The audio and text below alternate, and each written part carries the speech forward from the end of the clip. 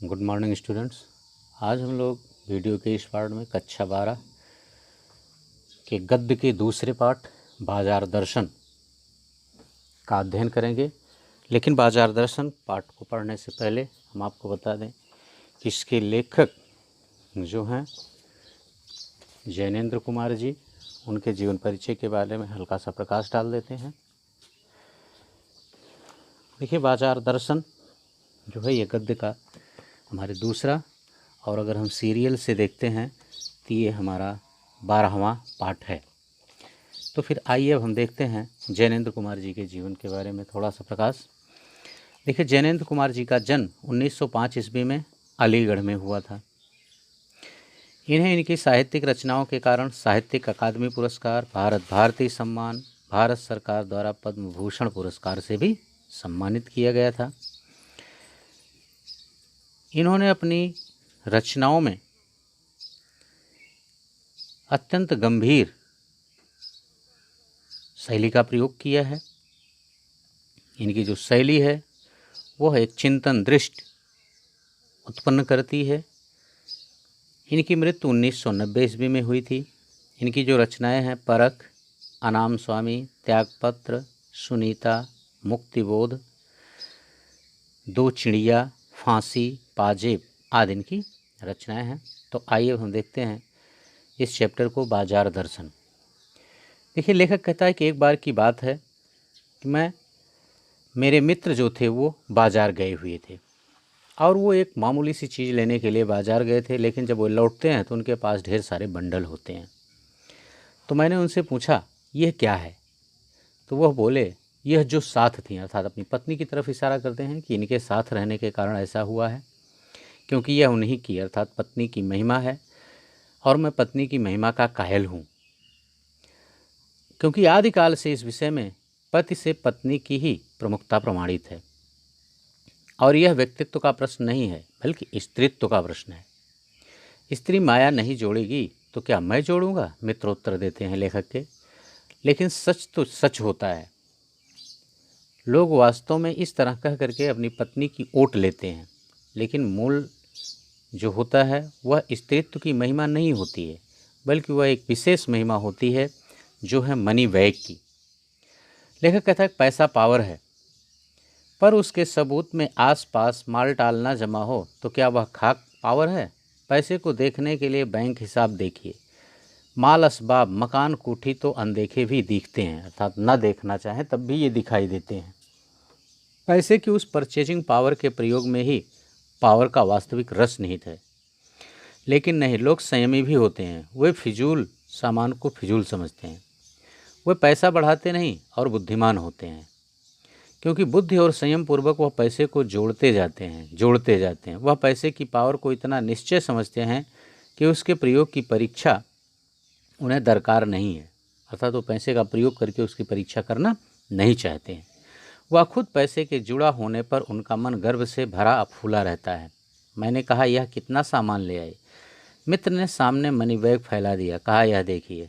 सब उड़ गया। मनी बैग का मतलब अपना पर्स खोल दिया और कहा, देखिए पर्स में जितने पैसे थे सब खत्म हो गए। अब जो रेल टिकट के लिए भी बचा हो। मैंने तब तय माना कि और पैसा होता तो सामान और भी आ सकता था।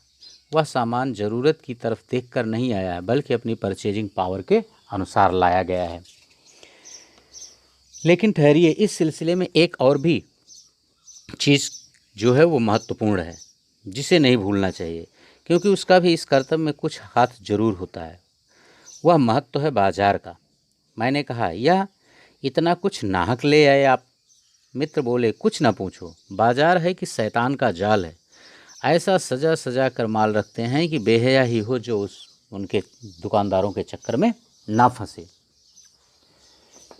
मैंने मन में कहा, ठीक, बाजार आमंत्रित करता है कि आओ मुझे लूटो और लूटो, सब भूल जाओ, मुझे देखो, मेरा रूप और किसके लिए है? मैं तुम्हारे लिए हूँ। नहीं कुछ चाहते हो तो भी देखने में क्या हर्ज है? अजी आओ भी। इस आमंत्रण में यह खूबी है कि आग्रह नहीं है, आग्रह तिरस्कार जगाता है। क्योंकि अगर कोई आग्रह करता है तो वो लोग उसे तिरस्कृत करते हैं, इसीलिए कह रहा है लेखक यहाँ कि आग्रह जो है वो तिरस्कार जगाता है। लेकिन ऊंचे बाजार का आमंत्रण मूक होता है और उससे चाह जगती है। लेकिन जो बाजार है वो आग्रह नहीं करता बल्कि मुंह का आमंत्रण देता है। इससे आकर्षण उस तरफ बढ़ता है। चाह मतलब अभाव। चौक बाजार में खड़े होकर आदमी को लगने लगता है कि उसके सामने अपने पास काफ़ी नहीं है, और चाहिए और चाहिए। मेरे यहाँ कितना परिमित है और यहाँ कितना अतुलित है। परिमित का मतलब सीमित। कोई अपने को न जाने तो बाजार का यह चौक उसे कामना से विकल बना छोड़े। विकल क्यों? पागल। असंतोष, तृष्णा और ईर्ष्या से घायल कर मनुष्य को सदा के लिए यह बेकार बना डाल सकता है। एक और मित्र की बात है। वह दोपहर के पहले पहले गए बाजार से, कहीं शाम को वापस आए तो खाली हाथ। यानी एक मित्र तो गए थोड़ा सा सामान लेने, बहुत ढेर सारा सामान ले आए। अब दूसरे मित्र की बात कर रहा है लेखक कि एक मित्र जो थे वो कुछ सामान लेने के लिए बाजार गए लेकिन खाली हाथ ही लौट आए। मैंने पूछा कहाँ रहे? बोले बाजार देखते रहे। मैंने कहा बाजार को देखते क्या रहे? बोले क्यों बाजार? तब मैंने कहा लाए तो कुछ नहीं। बोले हाँ, पर यह समझ ना आता था कि क्या लूँ और क्या ना लूँ। सभी कुछ तो वहाँ लेने को जी होता था। कुछ लेने का मतलब था शेष सब कुछ को छोड़ देना। यानी अगर मैं कोई एक सामान ले लेता तो बाकी सामान छूट जाते, पर मैं कुछ भी नहीं छोड़ना चाहता था, इससे मैं कुछ भी ले ही नहीं सका। अर्थात मैंने सबको एक समान रखा।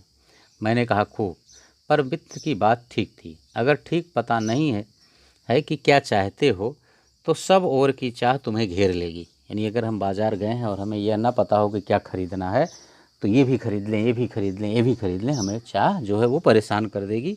इसीलिए मित्र क्या लूँ क्या ना लूँ, इसी चक्कर में उन्होंने कुछ खरीदा ही नहीं, और तब परिणाम त्रास होगा। त्रास का मतलब कष्ट ही होगा, बाद में गति नहीं होगी और ना ही यह कर्म होगा। बाजार में एक जादू है। वह जादू आँख की राह काम करता है, अर्थात आँख के माध्यम से हमारे अंदर प्रवेश करता है।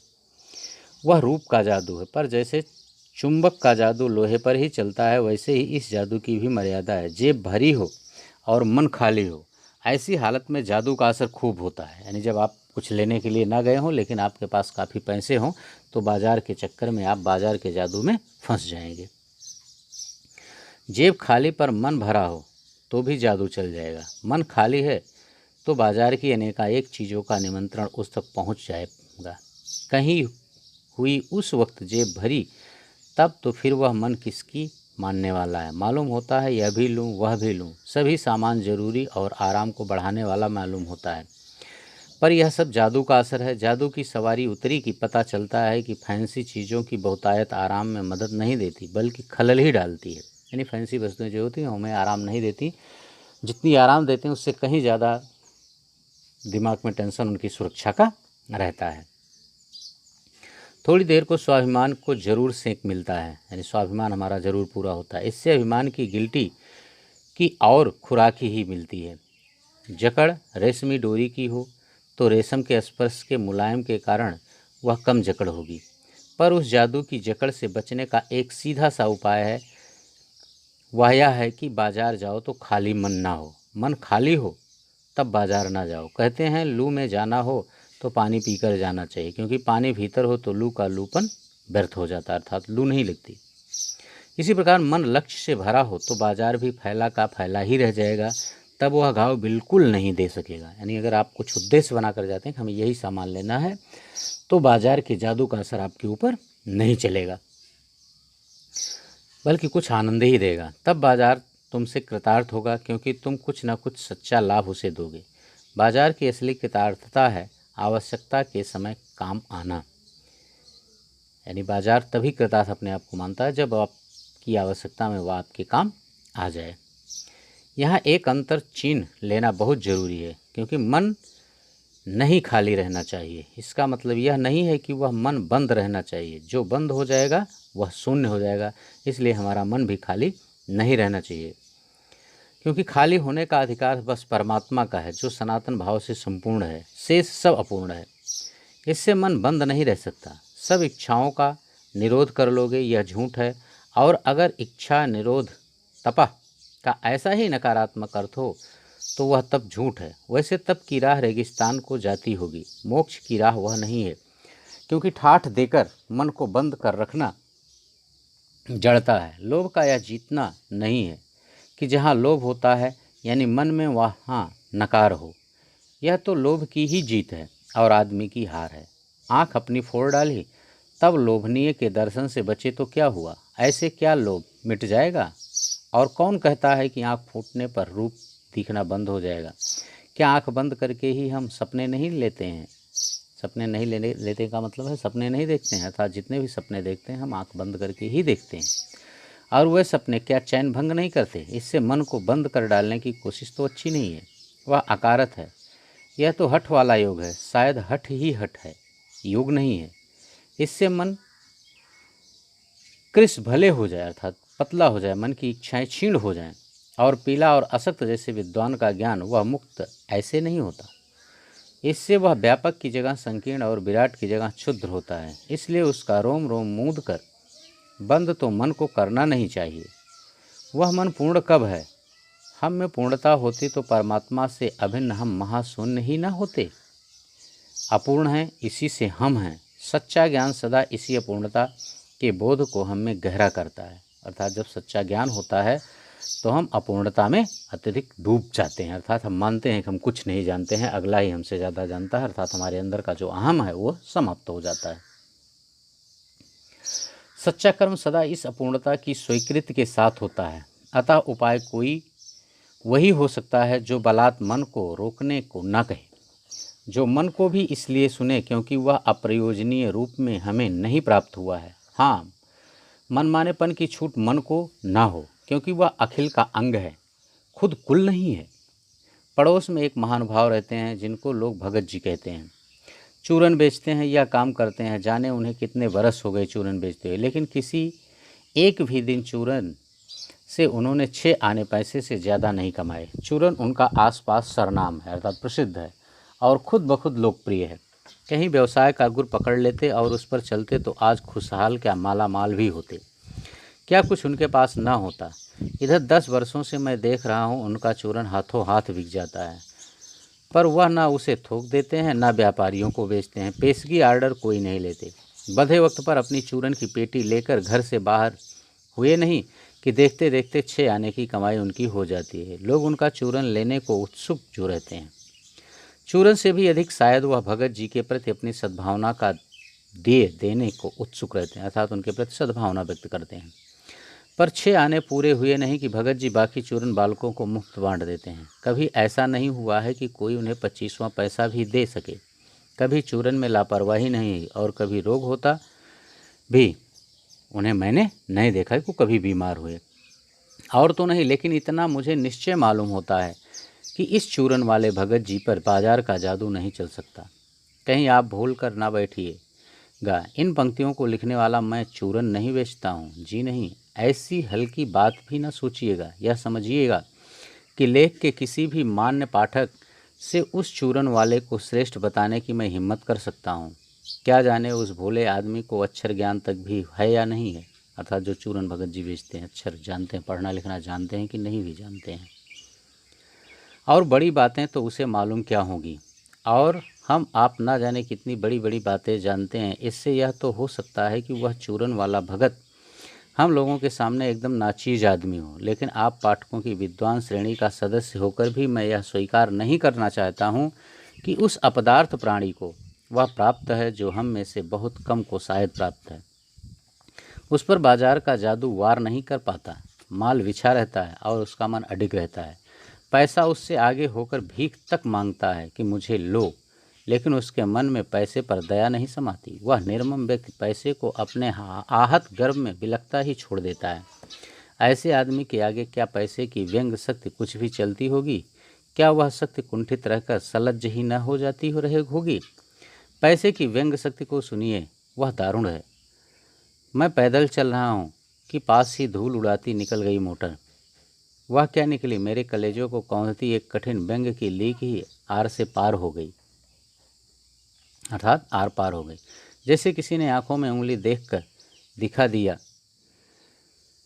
हो कि देखो उसका नाम है मोटर और तुम उससे वंचित हो। यह मुझे अपनी ऐसी विडंबना मालूम होती है कि बस पूछिए नहीं। मैं सोचने को हो आता हूँ कि हाय, ये ही माँ बाप रह गए थे जिनके यहाँ मैं जन्म लेने को था। क्यों ना मैं मोटर वालों के यहाँ हुआ होता, अर्थात मेरा जन्म उनके यहाँ हुआ होता। उस व्यंग में इतनी शक्ति है कि जरा मुझे अपने सगों के प्रति कृतज्ञ कर सकती है। लेकिन क्या लोक वैभव की यह व्यंग शक्ति उस चूरन वाले अकिंचितकर मनुष्य के आगे चूर चूर होकर ही नहीं रह जाती? चूर चूर क्यों कहो, पानी पानी हो जाती है। तो वह क्या बल है जो इस तीखे व्यंग के आगे ही अजेय ही नहीं रहता, बल्कि मानो उस व्यंग की क्रूरता को ही पिघला देता है। उस बल को नाम जो दो, पर वह निश्चय उस तल की वस्तु नहीं है जहाँ पर संसारी वैभव फलता फूलता है। वह कुछ अपर जाति का तत्व है। लोग स्पिरिचुअल कहते हैं, आत्मिक, धार्मिक, नैतिक कहते हैं। मुझे योग्यता नहीं मैं उन शब्दों में अंतर देखूं और प्रतिपादन करूं। मुझे शब्द से सरोकार नहीं, मैं विद्वान नहीं कि शब्दों पर अटकूं। लेकिन इतना तो है कि जहाँ तृष्णा है, बटोर रखने की स्पृहा है, वहाँ उस बल का बीज नहीं है। बल्कि यदि उसी बल को सच्चा बल मानकर बात की जाए तो कहना होगा कि संचय की तृष्णा ही है जो उस वैभव को ले आती है। ओके बच्चों, बस इस पार्ट में इतना ही। नेक्स्ट वीडियो में हम इसके अगले पार्ट का अध्ययन करेंगे। Okay, thank you.